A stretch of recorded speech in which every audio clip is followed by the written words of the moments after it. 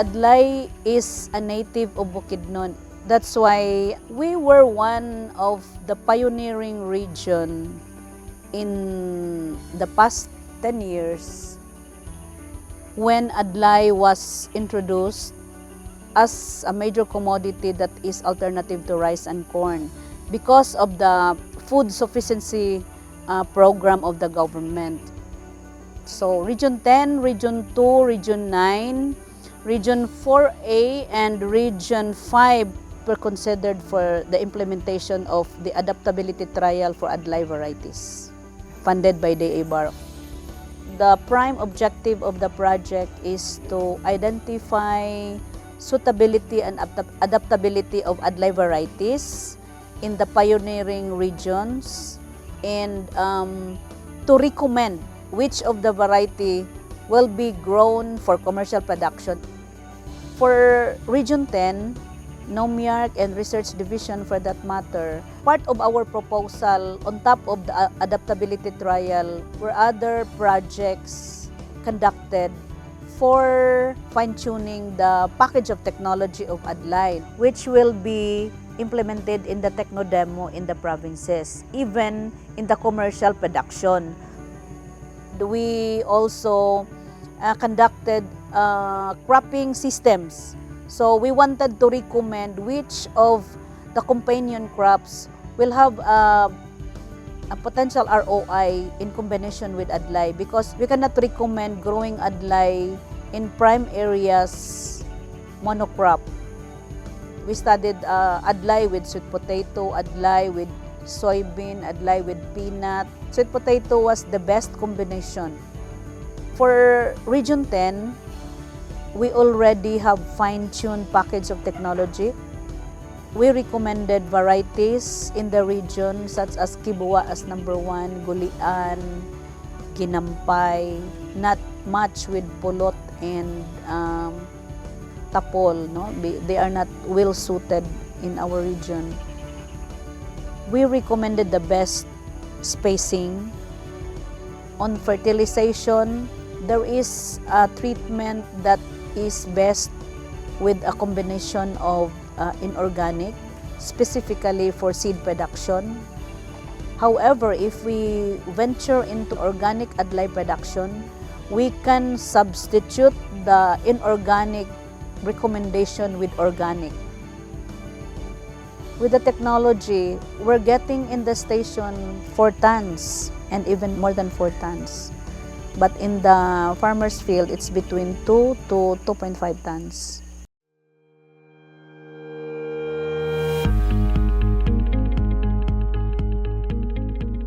After nung adaptability trial, we had an approved proposal with BAR for commercial production, seed production. We targeted 100 hectares, and then that constitute a 5-hectare demo with the provinces and some commercial demo seed production with other municipalities, no, in each province. The harvest of the techno demo varies, no, from area to area, but it had an average yield of 1 ton to 1.5 tons with the municipalities, but there are municipalities that got 2 tons to 2.5 tons. After we completed the for commercial production, seed production, we again had an approved proposal with the ABAR for the enhancement for the expansion of the commercial production areas.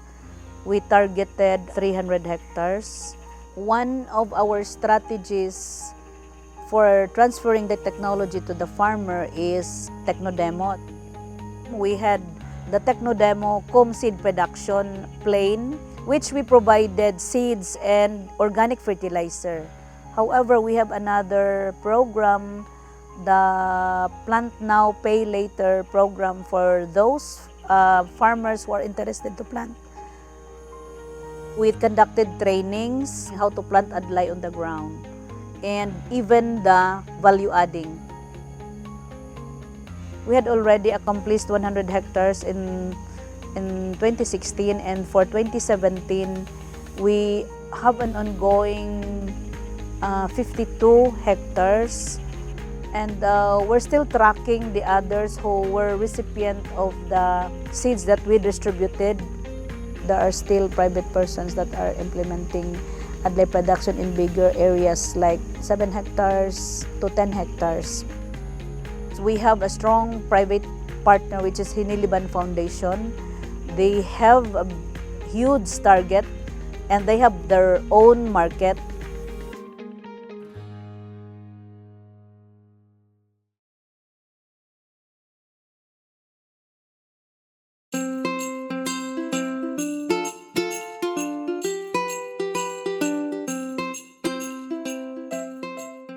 Our technology has to reach the stakeholders, which are the farmers, the private sectors, the farmer organizations. So the promotion and advocacy is simultaneous with our efforts in implementing on the ground the commercial production of Adlay in Region 10.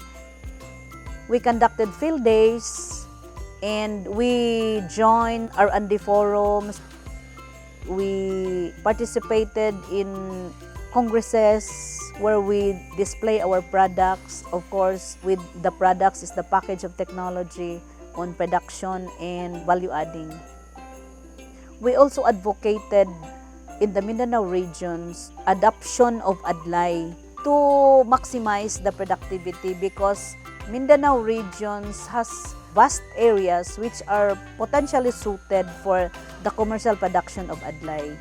We provided our stakeholders and our farmers technical assistance. We provided seeds, and we provided post-harvest implements in terms of thresher, multi-crop thresher, and milling machine. So our strategy is for them to borrow the machine and then they have to return it because others will also use it. Any repair, any replacement of spare parts, they have to supply it. For sustainability aspect, we have created a council for the Adlay stakeholders in the region. The prime objective is to assist our growers in marketing their produce. Our farmers and other stakeholders have also established their own market.